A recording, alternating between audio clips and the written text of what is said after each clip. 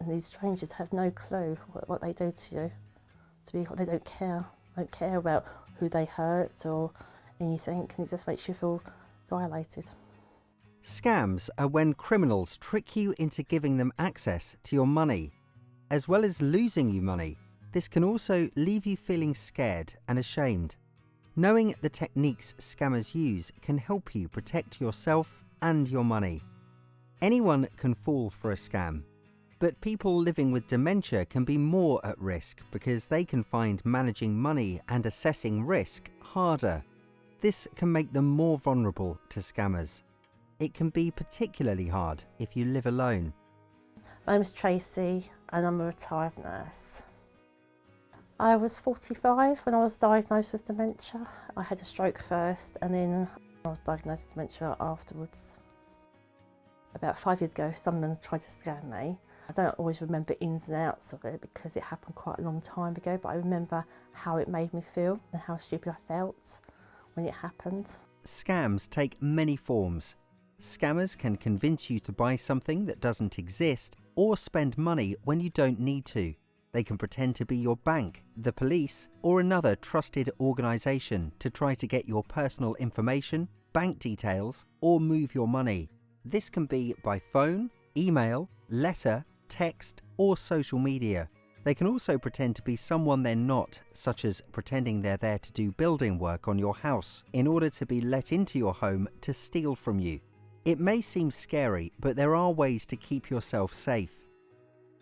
So I had just like a desktop, I suppose, and I was having problems with it. It wasn't working, and then the phone rang, and somebody saying, "Oh, you've got a problem with your computer." And I was thinking, well, actually, I have. How amazing is that? How do they know that? And then not even realising that it was somebody who was scamming me. And then they were talking to me about if I paid them some money, they could mend them all for me. They asked for my bank details, but then it got my brain sort of kicked into gear. They wanted me to give them my passcode, and I refused to do that. And then they were quite insistent, and because they were quite insistent, they wouldn't take no for an answer.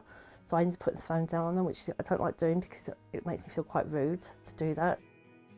They rang about 20 times when I was out, and I spoke to the bank.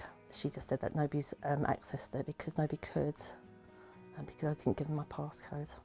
If you receive a letter, email, text or phone call you're unsure about, which seems too good to be true or needs urgent action, ask someone you trust for a second opinion. If you have an unexpected visitor at your door, always ask to see their ID. It's okay to keep your door closed to strangers. If you get an email from a strange email address, don't reply or click any links. A real bank or organisation will never contact you out of the blue asking for your PIN, full password, or to move money to another account. Finally, just hang up or end the conversation if you're unsure. Don't be afraid to say no. I felt ashamed because I'm usually quite hot about things. My brain kicks in, and because I was so frustrated of not having a computer that works, I found it really hard. I was thinking, how did they know that my computer wasn't working? But it was just a coincidence.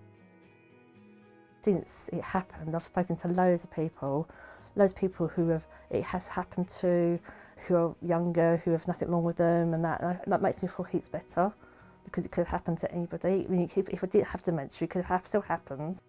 Scammers use clever, high-pressure tactics, so you shouldn't feel ashamed if you have been scammed.